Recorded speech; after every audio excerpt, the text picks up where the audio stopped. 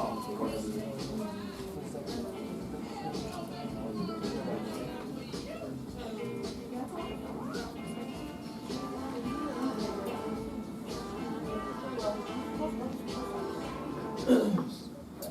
All right, we will go ahead and get started. Thank you all for being here this evening. My name is Jacob Turness. I'm the Assistant Director of the Memorial Union, and I oversee the Center for Student Involvement.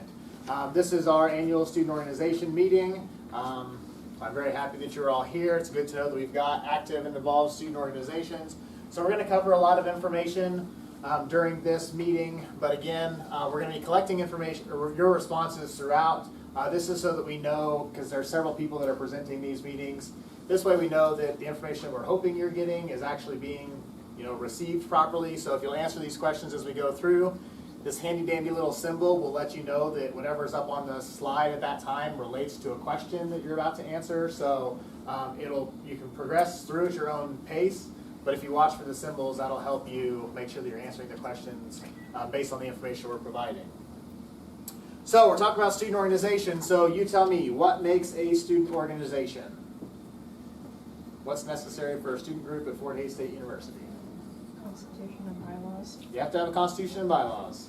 Students. You have to have students. How many students? 5. At least 5 student members. Do you need a treasurer? So 2 of those 5 student members have to be officers, president and treasurer. And you have to be recognized by the provost's office. No. False. You tell me if I do Faculty or purpose? You have to have a faculty or staff advisor. Unique name. Unique name. Okay, so you guys hit a few of them. Some of you are like reading along on the questions probably. So this is what makes a student organization at Fort Hays State. You have to have a unique name and purpose. We have a lot of student organizations at Fort Hays State University, so there's lots of opportunities for our students to get involved with something. So when a new group starts, we want to make sure that they're doing something different than our other existing groups on campus. We don't want to have Biology Club and Biology Club 2, because they're doing the same thing. So unique name and purpose is kind of the first thing for our student groups. You have to have 2 students who are willing to serve as the president and the treasurer. Those 2 students have to meet a 2.0 GPA requirement. Those 2 need to recruit an additional 3 student members for a total of 5. And then you have to find a faculty or staff person to be your advisor. This needs to be a full-time faculty or staff person. Grad students can assist, but we do need at least one full-time person who's able to sign off on the group. As your organizations grow, it's okay to have community involvement. We encourage partnership, we encourage engagement, but it is important that we are a student organization. So we define that as by saying at least 80% of your membership should be students. So as you grow, and as you're engaging more faculty, more staff, more community members, also just be sure that you're engaging students as well. You have to develop a constitution or bylaws. These are just the set of rules that govern how your organization will run. We don't care what's in your constitution or bylaws, just as long as you have them and you use them, you know how to handle situations as they arise within your group. Every year we ask you to renew on TigerLink. And so we go through that process. I'll explain a little bit of how that works in a little bit. We do a grade check of the president and the treasurer. We ask you to attend one of the annual student organization meetings, so you guys have all accomplished that by being here today. And then it is our expectation that your group does at least 20 hours of service every year. So that's collectively as an organization. If you've got 20 members, you each do 1 hour of service sometime in the year, you've met that expectation. So those are the key things that we're looking for with a student organization.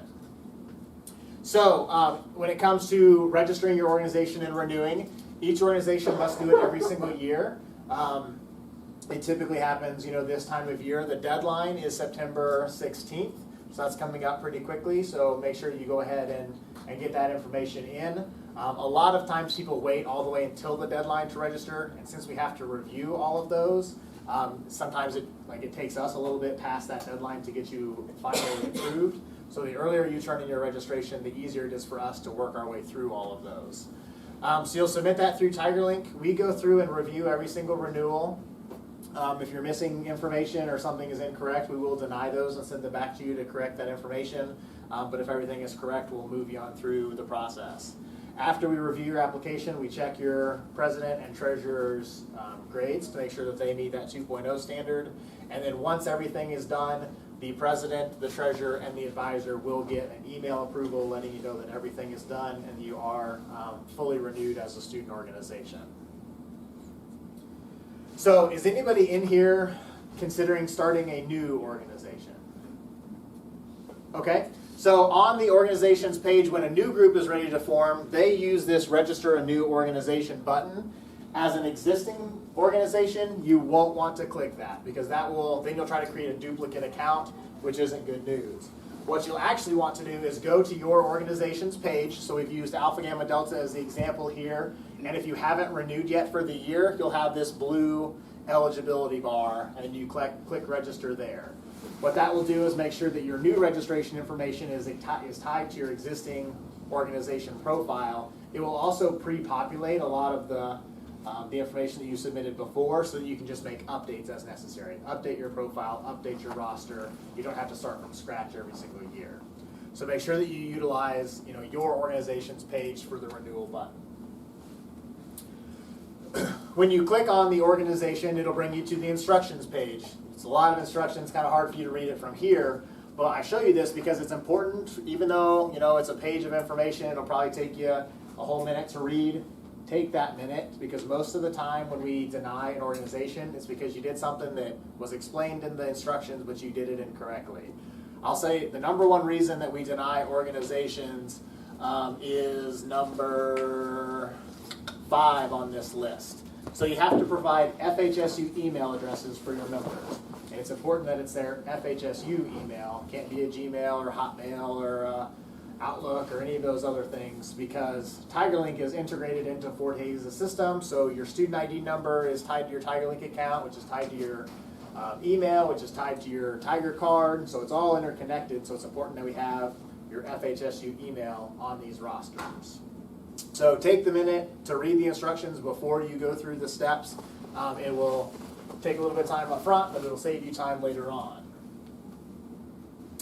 So, other than for our records, like why do we ask you to be a recognized student organization? It's because we want to support the things that you're doing. The reason we have student organizations is because they do great things on campus. So we want to provide benefits to you to help support you and help you be successful.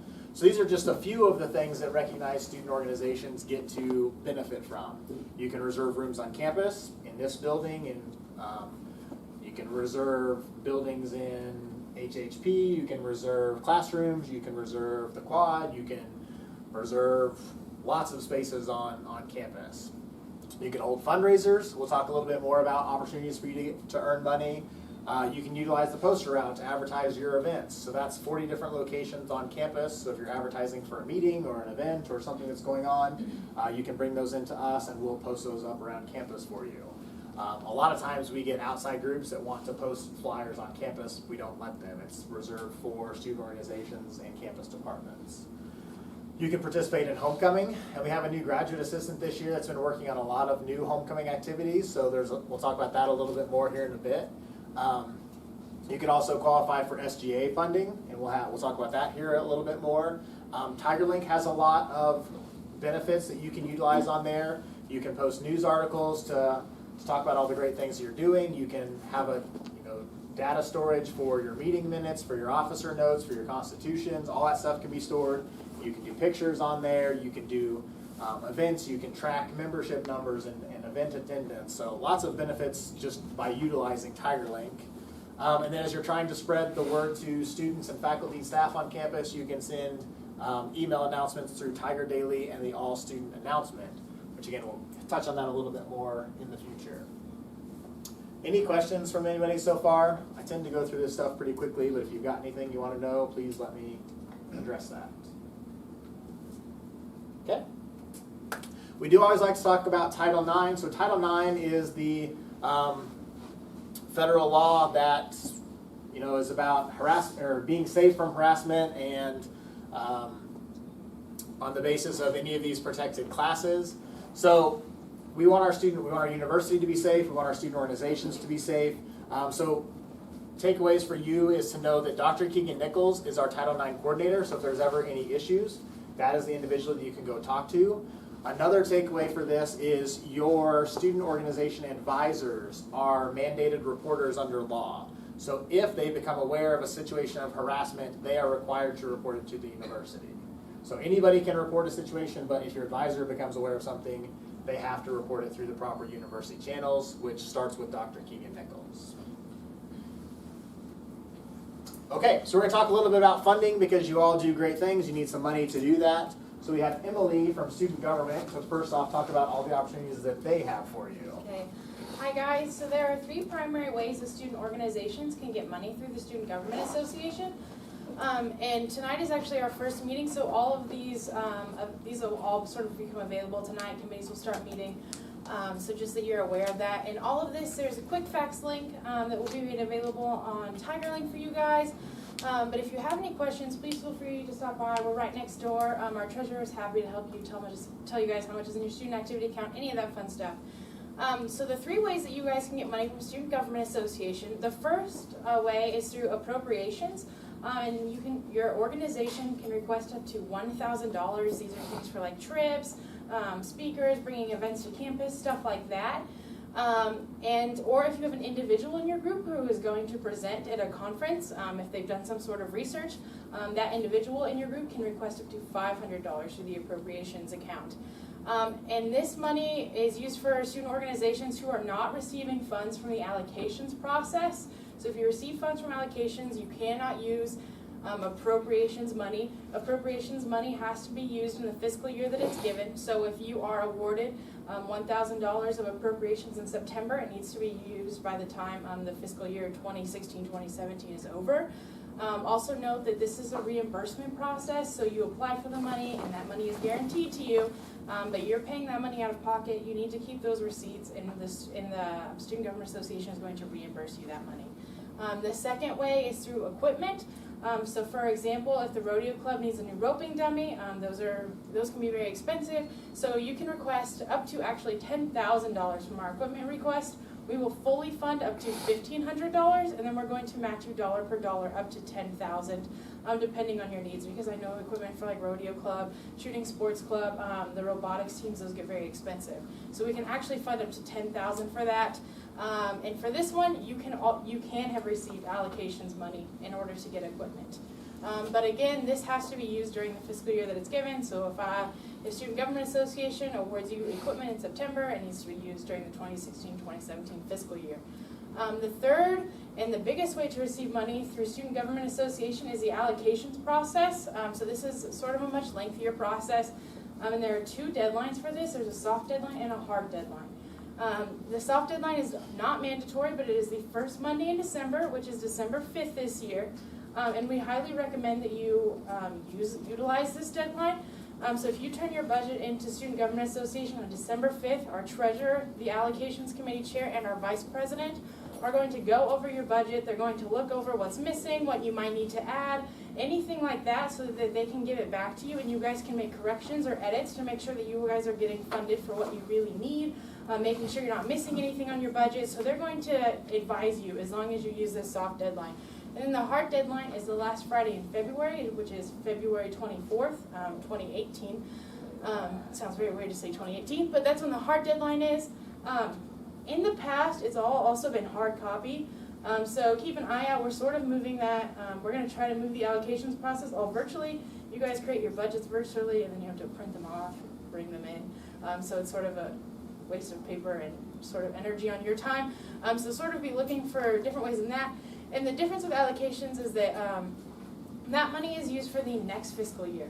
So if the hard deadline is in February and we have hearings in March, then that money is going to be used for the fiscal year 2017-2018 rather than this fiscal year, which is 2016-2017, if that makes sense. And when you go through allocations, most organizations are looking for really large sums of money. So if your organization is already going through allocations, you'll probably do it again. These are for organizations who go on the same trips every year, bring speakers to campus every year, stuff like that. And if you haven't gone through the allocations process, it is a little bit daunting, but as those deadlines approach, we're going to be having Surviving the Allocations hearing. So we're going to be having workshops for that. So don't stress out too much, and if you have any questions, our treasurer is always available to help. If you guys want to know how much is in your student activity account, you can also stop by the office. We have access to that. If you are a new treasurer for an organization, or your organization has quite a few new members and you're not exactly sure what's on your allocations budget, you can stop by and we can print you out a copy of what is in your budget and what was given to you through allocations last year, just so that you guys know what's up this year, since that's when it's being used. So those are the three primary ways that student organizations can utilize SGA for funding. I know that that's sort of a lot, so that's why there's a quick fax that'll be on TigerLink, but does anybody have any questions for me right now? What is the soft deadline again? The soft deadline is December 5th this year. It's the first Monday of December. Yes, Byron. Who's the current treasurer? Micah Fabarez. And all of our office hours, there's a small piece of paper outside of our office that has all of our office hours. It's also posted on the large whiteboard in there. So if you want to stop by during his office hours, feel free to. If you need his contact information, just let me know. I can send you his email and stuff like that, or give you his business card. So does anybody else have any other questions? No? Okay. Thanks, guys. Okay, thanks, Emily. So we used to do a lot of guest speakers to come in and talk about different things, and we've kind of streamlined the meetings to make it a little more efficient for you all. But it's important for us to bring in student government, because not only are they a huge source of funding for student organizations, but they're also the voice of the student body. So like, as you need things, like working with student government is a great opportunity for your group. Some of these other opportunities for funding, the I Fed the Tiger campaign is run through the Fort Hays Foundation. And what they do is the foundation goes out and collects or solicits donations from donors to put into a matching fund. And then your organization is eligible to have a donation come in dedicated to your group, and then the foundation will match that donation up to $100. So say your mom or your grandma wants to write a check to support your organization. She writes a $100 check. It goes through the I Fed the Tiger campaign. The foundation matches it for $100, and $200 gets deposited into your account. We don't have the dates for the 2016 campaign yet from the foundation, but once we do, Emily mentioned we'll have some information on TigerLink. I'll talk about where you can find all that later, but as we get more information about I Fed the Tiger this year, we'll upload it in there. Typically it starts in October, and then those matching funds are just available until they're all used up. So each, there's several different categories of matching funds available, and so once what they've collected is used up, then that's all the matching funds that they'll have available. But it's a great way for your group to double their money in terms of collecting donations. So fundraising groups are eligible to do whatever kind of fundraising works for you. If you're selling t-shirts or cups or food, or partnering with Freddy's Frozen Custard to clean tables and get part of their sales for the night, like, you can do all of those things. We do ask you that you register your fundraisers through the CSI on TigerLink up to or at least 4 days before the event. What we do there is that way we can track what all of our student groups are doing, provide advising as necessary, because depending the kind of fundraiser that you want to do, there may be some extra steps that you have to go through in order to make sure that you're not doing anything illegal. Raffles and gambling, that kind of stuff is regulated by the state of Kansas, so we can help you through that process if that's part of your fundraising plan. So those forms are available on TigerLink under the campus links at the top of the menu. You can just drop down and select application for fundraising project, fill it out real quickly, and then we'll get back to you within just a couple of days. And then the student activity accounts, all of your student organizations can set up a student activity account. And so that's where money, if you've got an on-campus bank account, instead of having to have a Commerce Bank account or going off campus somewhere, you can have an on-campus account. And then also the purchasing office, specifically Sandy Stryker and Kayleen Fisher, are two individuals that can help you get training on that account, process payments, book airline travel, check out a credit card if you need to. So say you're going somewhere and you need to check out a credit card in order to pay for something, they can help you do that. I won't open up the link right now, but that document, again, will be in our file folder of information, so you can kind of see all the different quick links that the purchasing office can help you with. This is especially helpful for new treasurers. Sometimes organization advisors have been doing this for a lot of years, so that kind of financial stuff is easy for them, but we also know that sometimes you have a new advisor and you need their assistance in working those funds, and so it's important to get them some training. But the purchasing office is a resource for managing your organization finances. Any questions that we've gone through anything so far? Yes. What's the exact process for the I Fed the Tiger? Do they just need to make a checkout to our organization? Yeah, so there's a website. So once it's live for 2016, when you search for I Fed the Tiger right now, it takes you to the 2015 information. But once it's live, there's a website, so they can make an online donation, or they can just write a check to your organization, and then in a memo line put I Fed the Tiger, and then sometimes you can mail it to the foundation, you can hand deliver it. Some organizations utilize this every single year, and like their advisor is like ready to go day one of the campaign, and like is in the foundation office like, here's $600 checks. We would like you to match $600, please, because they will only match $100 of each donation. So if I want to give $200 to whatever group, I should write 2 separate checks for it. I should write 2 $100 checks, and then the foundation will match both of those donations. Would we get an email when it's live for the 2016 year? We can communicate with the foundation to make sure that their marketing plan goes through TigerLink so that we can send a notice out. And then deadlines too. Yeah. So the deadline with foundation or with I Fed the Tiger is just when the money runs out. So really the important date is the start date. There's no guaranteed end date. It just depends how quickly donations come in and how quickly the funds might run out. Any other questions about anything? Okay. So switching gears a little bit to service hours. Again, we said that each organization needs to do 20 hours of service a year. You need to log these hours on TigerLink, and it's best to have the individual members go in and track their own hours rather than having a service chair of your organization go in and say, oh, well, we had 10 people doing an hour of yard pickup, and so I'm just going to go in and log 10 hours for our organization. It's better to have each of those members go in and add 1 hour. And then also there's no double dipping. So if I do 1 hour of service, I have to choose which of my organizations I give that hour credit to. I can't go and say, well, I did 1 hour of service, I'm going to put 1 hour for my fraternity and 1 hour for my honor society and 1 hour for my residence hall. That doesn't count. You have to do 1 hour and pick your organization that it goes with. So on TigerLink, you can go to, when you log in, up by your name, there's a little drop-down menu. You'd select that and go to My Involvement. And then there's this whole option of menus on My Involvement. Service hours is one of those options, and then there's an Add Service Hours button.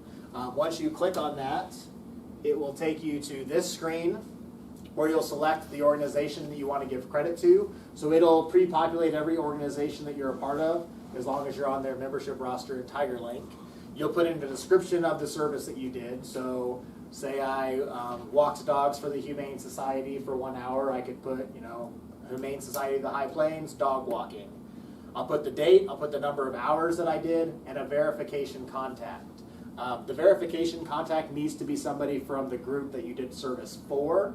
So in my example, the Humane Society of the High Plains, I want a contact person from there. I don't want to put my own email address, and I don't want to put my organization's president's email address. Because what happens with this, Tigers in Service, they won't verify every single service hour because that's just a lot, but they'll do spot checking. So they'll do random checks where they will actually email the contact and say, hi, John Smith said that they did an hour of dog walking for you on this date. Can you please confirm that? And then so that John Smith needs to be able to reply back and say, yes, they did actually. Joe's one of our best dog walkers. So that's what you want to do. Make sure it's somebody from that entity that you're volunteering with. Okay, switching gears again. Student organizations, this is an opportunity for you all to develop your leadership skills, and we want to help facilitate that as much as possible. The Quest Leadership Program is a curriculum that the CSI partners with the Leadership Studies Department to put on. And so we offer a series of Quest leadership workshops throughout the year. It's also tied to the Introduction to Leadership class. We do leadership retreats. This will be this lecture series. Strengths Quest is an assessment that we can provide you the codes that you can do. So all these different pieces are part of the Quest Leadership Program, which is one of our curriculums on TigerLink. So with TigerLink, a curriculum, it tracks your progress, and so as you complete these different things, your progress bar moves across on TigerLink. If you fully complete this curriculum, it actually earns you honor cords that you can wear at graduation, and it earns you a certificate that you can you can indicate that you were a completer of Quest.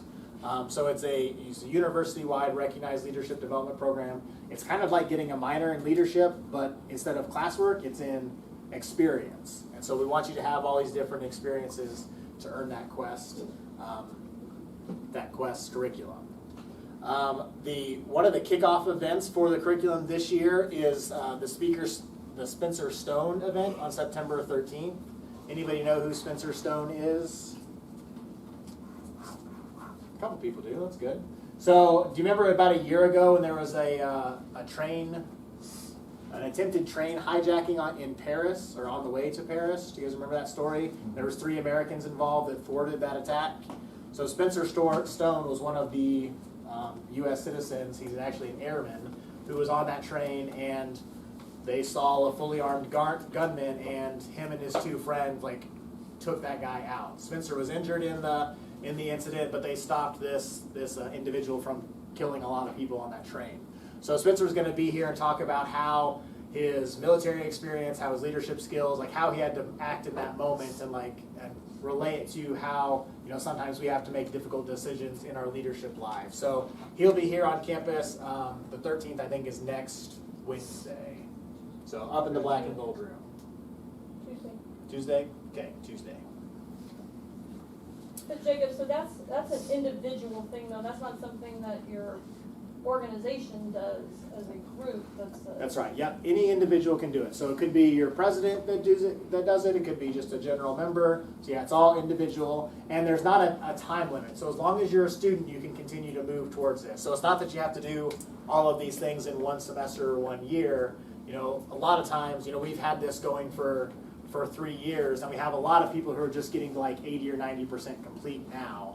And so I think that this year is really the year we'll start having a lot of people who complete it. Up to this point, we've only had 4 or 5 people who've earned this distinction of completing Quest. So yeah, it's a little bit of a lengthy process, but it's all tracked through TigerLink by attending these events, swiping your cards, doing the reflections. It's all tracked through TigerLink. So whether you complete it in 1 year or 3 years, it's all there for you. Okay, so homecoming. We talked about there's more opportunities than ever this year. So some of the things that have been consistent from previous years: homecoming royalty, the banner contest, the bonfire, Oktoberfest, the parade, and the game. Those are all consistent things that you can do again. Homecoming royalty, every organization is eligible to nominate a queen candidate and a king candidate if you're a co-ed group. If you happen to be a single-sex fraternity or sorority, you can only nominate either a king or a queen. And then those homecoming royalty or those nominees, they fill out that application, and then that application is actually scored by committee members to make the recommendations for the finalists. And then the finalists campaign, go before a student vote. They also complete an interview, and then the combination of the application score, their interview score, and the student popular vote is actually what will determine the king and queen. Some new things this year: the Tiger Food Drive will be going on during that week, so you can donate food, and then your organization can earn points. All of these things are a competition, and there actually will be a student organization winner of homecoming week that will be announced at the football game. I believe during one of the timeouts in the third quarter is when our announcement is scheduled for. So the Tiger Food Drive, you can earn points based on your number of members and how much food you donate. So if you donate 1 item per member you have, so if you've got 20 members and you donate 20 items, that's 1 point for your student group. If you have 20 members, you donate 40 items, that's 2 points. So you can get up to 10 points for your organization through the food drive. All of these different things are up to 10 points. The Tiger 400 meter relay, I believe, is going to be held on the track as long as the weather holds out, and it's going to be a relay of different things, I think a 3-legged race, a tiger crawl, a couple of different, running around the track with members of your organization. With the Tiger Bonfire this year, we're adding the Yell Like Hell competition, so your group can come up with a cheer, have the opportunity to come up on stage, give your cheer in front of the whole crowd. There'll be a panel of people judging those, and that'll also be a crowd favorite. So if you get the crowd riled up with your cheer, you can earn points that way. And then, like I said, the winners will be announced at the homecoming game. Oktoberfest is once again an opportunity for your groups to do fundraising, so you can submit an Oktoberfest form on TigerLink. Those alerts are at the top of the homepage on TigerLink. This year, the next slide will talk about university branding, but as we're trying to increase the university brand, the university administration wants to make a clear distinction between Oktoberfest, which is a Volga German Society event, and Homecoming, which is the Fort Hays State University event. So while they exist in partnership, Fort Hays doesn't actually own Oktoberfest, it's a community event. So if you're selling merchandise at Oktoberfest, you can either have Oktoberfest merchandise, so you can have a t-shirt that says Oktoberfest 2016 and Little Funny German Guy, or whatever your design wants to be, or you can sell Fort Hays State University gear, stuff that says Chemistry Club, Fort Hays State, or Fort Hays State University Tigers, or whatever. But they don't want to combine those two things together. So we don't want to have Oktoberfest with the tiger head on it. Okay, so that's a distinction this year that's different in the past. So as you're designing, either design an Oktoberfest themed merchandise t-shirt or design a Fort Hays State University design t-shirt. Okay, so that's something that they're going to be looking for just based on the branding initiatives that President Martin is pushing for us. So again, talking about branding, this is something that was kind of rolled out last year and is continuing this year. We want to see the tiger head, all over the place. So as you're doing t-shirts or cups or whatever, we want to see that tiger head all over the place. I've heard it said a few times that President Martin's goal is to make the tiger head as recognizable as the Jayhawk or the Power Cat. So we've got a long way to go in order to make that happen. Also, each organization has a logo, and if you don't have one, let us know and we can have one made for you. So that would be your official university logo with Fort Hays State University and your organization name underneath.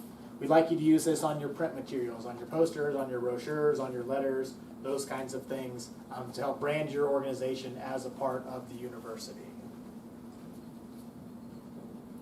And then, so we don't want to have any additional secondary logos. If you're affiliated with a national organization that has some national logos, they want you to use both the Fort Hays logo and your national logo. Don't just use your national logo. Any questions about Homecoming, Oktoberfest, branding? Okay. And then University Relations and Marketing has to approve all stuff, whether it's t-shirts or brochures or posters or whatever. If you go through the Center for Student Involvement for your design needs, our designers are trained on what University Relations is looking for, so they can help navigate through that process. So we do recommend that you use our graphic designers. That's a service that we provide. If you design something yourself, just be aware that you need to get it approved by University Relations and Marketing. Because University Relations has to approve things, we want you to try to think at least 6 weeks out. That gives our designers a couple of weeks to design something, get it back to you for about a week of back and forth of approval and notes, and then finalize it and then give it sent to University Relations. Hopefully it doesn't take the full 6 weeks every time, and I know with Oktoberfest and Homecoming, that's not a reality right now. So try to turn it in as far in advance as possible when you're designing things. So I mentioned graphic designers, but the Center for Student Involvement offers a lot of services for student organizations. It's one of the main functions of our office is to have services for student orgs. So there are other places in this building we could have had this meeting. We could have reserved a room and set up nice even rows, but we have this meeting here so that at least one time while you're a student organization leader, you have to come down here and see us and see what our space looks like. So this is the Center for Student Involvement. We've got a lot of things that can help you. You can utilize our workroom. There's always supplies in there. If you're making posters or signs or whatever it is you're making, you can make a mess in there. It doesn't matter. We provide the supplies. All we ask is that you sign in so we know who's using it and tell us what you're using so that we know if a lot of people are using the markers, we might need to order more markers. But so that's there and available for you if you're making banners or signs or whatever it is you might be crafting. We do provide short-term storage, so if you're tabling for several days during a week and don't want to have to lug things back to your residence hall or back to your apartment, you can set up short-term storage with us, so that we just have to go up and down the stairs that time you're here. And then we do have a very limited amount of long-term storage, so if your group needs to have a box of meeting supplies that you keep here, we do have that on a first-come, first-served basis, but again, that's very limited, so not a lot of groups can take advantage of that. With our copier, you can make black and white copies, and that's unlimited for your student group. We haven't had anybody abuse that, so we haven't had to set a cap on it yet. It is only black and white, so you can't do color down here. But we have a copier. Your organizations have copier codes so that we know who's using it. But like I said, we've never had anybody abuse it and overuse it to where we've had to put a cap on it. If you don't know your code, you can ask our student workers. They can find it for you. If you have never done copies here and they need to set up a code for you, they can do that as well. I talked about Poster Route before. It's 40 locations across campus that will advertise your events for you. We can also do digital signage to advertise your events, so that's something that you can use. And then we do have 3 CSI graphic designers who can help you design your poster or t-shirt or brochure or whatever it may be. So in addition to student organizations, which is a main function of our office, we do also have the University Activities Board, which puts on a lot of student activities. We have the Special Events Committee hosted down here, which is responsible for Encore and Sibelius. We have fraternities and sororities hosted down here.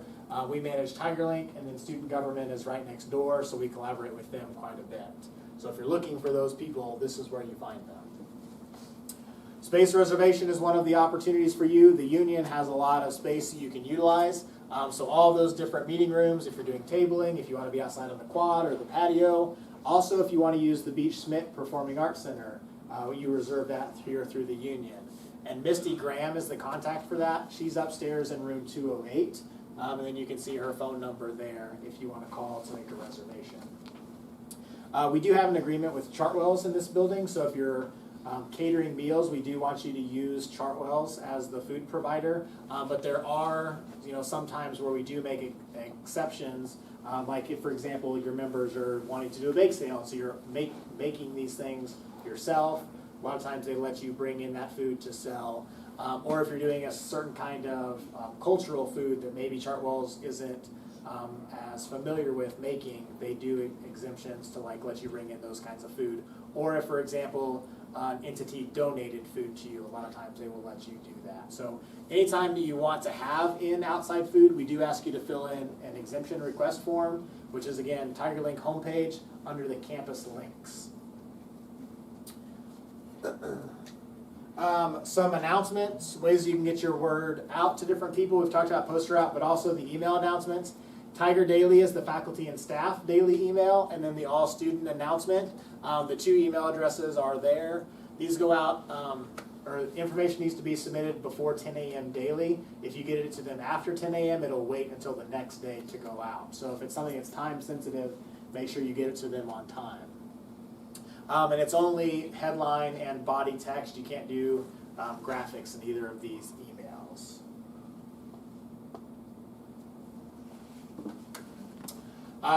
We mentioned a couple of times that we want to provide resources to you outside of this meeting. I know we threw a lot of information at you, and it's hard to retain all of that. We used to do physical folders for this meeting, but that was a lot of wasted paper, and so we're trying to go a little more green. But what we will do in our Center for Student Involvement page on TigerLink, so if you go and you search for Center for Student Involvement, you can go to our page. Under our documents, we will create a folder that will say Student Organization Meeting 2016, where this PowerPoint will be saved. Emily mentioned that there's a quick fact sheets about student government funding. There's an information sheet about services provided by the purchasing office. The iFed the Tiger information will be posted there. So as you're trying to remember some of these things that maybe didn't get written down or in your notes, this is where you can go to find a copy of this PowerPoint and find some additional information. You can always come down here and ask questions of our staff as well. So that is the end of the presentation. Are there any other final questions? I told you about 40 minutes, right? So I was right on time. Once again, my name is Jacob Turness. I'm the assistant director, and I'm responsible for this entire office. We also have Brittany Squire, who's our administrative assistant and extremely knowledgeable. She's the one that checks you in out there. And then our students are usually very knowledgeable as well. So you come in, check with them. If they can't help you, they'll get you to the right person. But this is the Center for Student Involvement. We like to have students here. It's not a stuffy office. We want you to feel comfortable coming in, asking your questions. Come hang out, sit in our ball pit, de-stress if you need to. So yeah, any final questions? All right, well, thanks for being here tonight. If you've got anything you want to talk to me about, I'll stay up here for a few more minutes. Have a good one.